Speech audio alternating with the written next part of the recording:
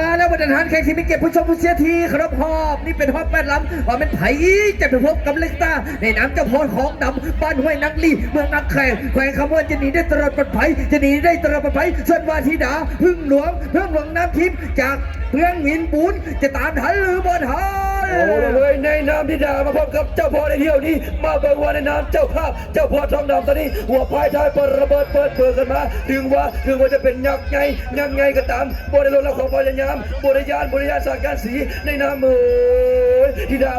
ธิดาพึ่งหลวงตอนนี้สายจะ1 ถึง 2ยงที่3 3 4 ปีกันมาจะเบิ่งตามสายตาเจ้าภาพในน้ำเจ้าพ่อทองดำตีแหงแซงหนีแล้วเอาเลยเสียกันนะพี่น้องมาบ้างว่าธิดาพึ่งหลวงจะหนีได้ตลอดปลอดภัยธิดาพึ่งหลวงจะว่าเป็นทองดำพึ่งหลวงทองดำพึ่งหลวงทองดำพึ่งหลวงทองดำแต่วางไม่ไปไหลเข้าเส้นชัยในน้ำกราบแดงจะแซงได้บุญเลยแต่ว่าเทพนอนไซนี่ของแข็งสีพายประเทศเพื่อนบ้านจะหนีได้ตลอดปลอดภัยเบียดเสียดสีกันมาแล้วเว้ยเป็นซึกระหว่างลูกน้องกับอาจารย์เจ้าลูกศิษย์กับอาจารย์ในนามเทพนนท์ไซกำจัดเป็นผู้ขับเคลื่อนส่วนว่าลูกศิษย์ในนามกุหลาบแดงเพียงทองสุขพรไซคนเลี้ยวว่าจังใดคนเลี้ยวหาก็ไปเฮียนมาไม่มาจากอาจารย์กำจัดตอนนี้ต้องได้มาสิงไซกับลูกพี่มาเปิงวในนามกุหลาบแดงเพียงทองสุขพรไซตอนนี้ตกที่นั่งลำบากดึงสโตกอยู่กันยาวๆเศร้ากันระลึกส่วนว่าเทพนนท์ไซพายแบบประคับประคองแบบอายแบบน้องเบิ่งหน้าก็หูใจบอกว่าโบนีหลายคนเลี้ยวไข่โบนีเจ้าหลายแต่เบิ่งว่าเทพนนท์ไซตีแหงแซงแล้วเหือโบลมนี่กระเทพนนท์ไซเทพนนท์ไซเบาแล้วลูกปางไม่พายอะไรเข้าเส้นชัยขอเสียงตบมือด้วยสมเสยเจ้าสมเสยทั้งสองเลยสู้กันแล้วเจ้าแข่งเมืองหินปูนจะไล่อัดไล่เบียนในน้ำแก้วฟ้ามีใสเมืองใสภูทองแข่งสวรรค์เกตจะหนีได้ตลอดเป็นไผ่จะเป็นไผ่ลงนัดที่2จะหนีได้หรือไม่ได้อันตรายระบายชีวิตพ่อแม่พี่น้องไปซอยสมซอยเสียน้ำแก้วฟ้ามีใสเดินทางมาจากสวรรค์เขตตอนนี้หัวพายท้ายเปิดระเบิดเปิดกันมาส่วนว่าสิ่งเก้าเจริญเหือดีเหือดังจากสร้างเงาจรวดเป็นผู้สร้างสรรค์ผลงานมาเบิ่งว่าเหือลำนี้จะแล่นไหลดีเพราะปันไดแต่เบิ่งตามสายตาสิ่งเก้าเจริญตีแหงแซงเลยแสงไปตอนนี้แก้วฟ้ามีใสลงน้ำที่2ไล่กดในไผ่ไล่บี้ต่างคนต่างเปรียบต่างเสียต่างสีต่างคนเอาไว้จะเป็นแก้วฟ้าหรือว่าสิงแก้วเจริญตอนนี้แก้วฟ้าแก้วแสง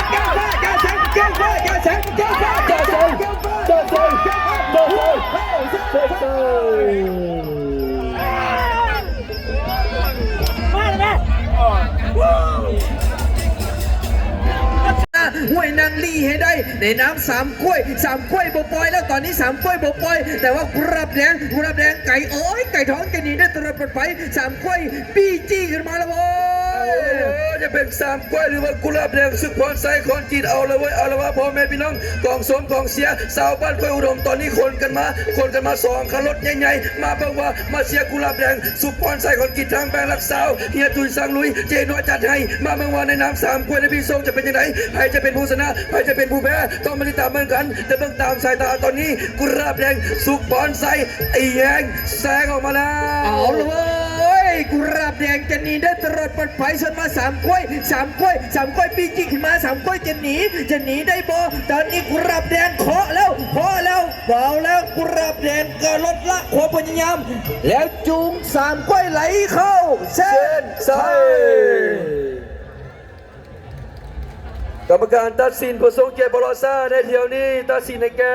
กุหลาบแดงสุขพรไซเป็นผู้ชนะโอ้มาแล้วบรรดาท่านแข่งทีมเกียรติผู้ชมผู้ชี้ทีขนมห่อนี้เป็นห่อ8 ลำห่อเอาเป็นไผ่จะยุ่งไผ่จะไปเป็นไผ่จะไปเข้ารอบ4 ทีมสุดท้ายเหมือนการพบกันเล็กตา168เสือให้จากแข่งขบวนไล่อัดไล่เบียดไล่เช็ดไล่สีกับสิงเก้าเจริญยู18จากบ้านจงแก้วแข่งสวรรค์เขตกับขบวนไผ่จะยุ่งไผ่จะไปไผ่จะยุ่งไผ่จะไปจะเบิ่งตามสายตาตอนนี้เล็กตานำหน้ามาทามาเล็กด้อยหาปานกลางส่วนว่าสิงเก้าเจริญยู18ปุญญาสักปุญญา4ปุญญาปารมีต่างคนต่างอันบ่มีเป็นรอบที่สำคัญรอบที่8มาเบิ่งว่าตกเลยจะบ่มีรอบแก้ตัวเบิ่งตามสายตาตอนนี้เล็กตาเสือให้แข่งขบวนตีแหงแซงแล้วเล็ก ต้าจะหนีได้ตลอดไปเสียหายชนว่าสิงห์เก่าเจริญสิงห์เก่าเจริญจะใช้เล็กต้าสิงห์เก่าเจริญเจ็ดต้าสิงห์เก่าเจริญเล็กต้าสิงห์เก่าเจริญพอไหวปล่อยเหือไหลเข้า เส้นไส้นี่สิ่งแน่นอนก็คือสิ่งที่บ่แน่นอนเจ้าออกมาแล้ว ออกมาแล้วมาตรฐานแข่งที่เป็นเกียรติผู้ทรงผู้เสียทีขนมของบ้านเมืองคู่นี้ในนามเทพนนท์ใสเทพนนท์ใสบ้านห้วยกะวะเมืองหินบุญลำน้ำที่หนึ่งไล่บี้กับในน้ำกุหลาบแดงแห้งแม่น้ำโขงในน้ำไก่เอ๋ยไก่ทองจะหนีได้ตลอดเป็นไผ่เพราะว่าจังใดกับสิง30ปีนี้มาสิงมาบังว่าเพื่อ12ไผ่จะเป็นไผ่ เอาละเว้ยใครจะไปเพลงยังบ้างบอกกันบ่ถึงพ่อแม่พี่น้องป้องไปตอนนี้กุหลาบแดงอาจจะตกเป็นห้องยังน้อยแต่ว่าหัวใจของทหารมันนักสู้ไว้ไล่สู้พันข้าวเหนียวกุหลาบไล่ไว้แม่น้ำโขงในน้ำกุหลาบแดงพบกับเทพนนท์ใสตัวนี้หัวปลายได้ประเบิดมาเบิ่งว่าเทพนนท์ใสตีแหงแสงแล้ว แสงได้แสงไก่เทพนนท์ใสลงน้ำที่หนึ่งจะหนีได้ตลอดเป็นไผ่ชนว่ากุหลาบแดงจากเมืองปากสันจะตามทันหรือบ่ทันตอนนี้กุหลาบแดงตกนี่ที่นครบาลเห็นไอ้เทพนนท์ใสหนีแล้วปล่อยเหือไหลเข้า เส้นไส้ ตบมือสมเสยเป็นเกียรติในเหือห่อ8ลำด้วย